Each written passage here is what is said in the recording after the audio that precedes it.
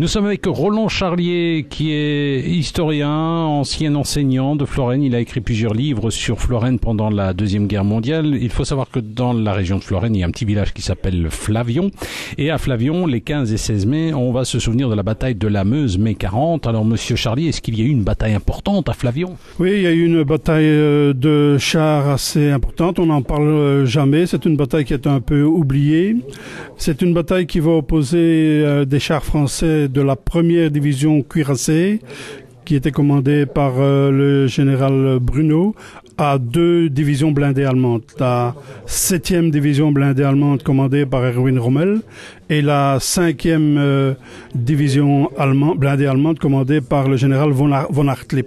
Mais en fait, le combat va surtout se mener avec un des régiments blindés, pas uniquement toute la division. Par exemple, Rommel, il passe en fait sur le côté de Flavion.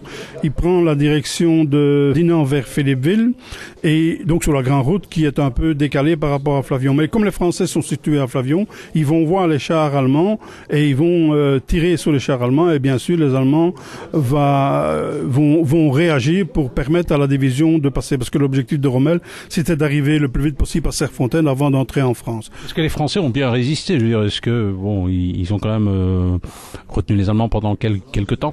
Disons que le résultat de la bataille de Flavion, c'est que la première DCR, qui était livrée pratiquement elle-même, sans aviation, sans artillerie, sans infanterie, a retardé l'avance d'un régiment blindé de la 5e Panzer, le 31e régiment blindé, pendant une journée. Ce qui a permis aux unités d'infanterie de la 9e armée française de se replier. Voilà, ce sera donc un week-end découverte historique, la bataille de la Meuse, à Flavion, les 15 et 16 mai prochains. C'est proposé par le Comité pour la valorisation du patrimoine de Flavion.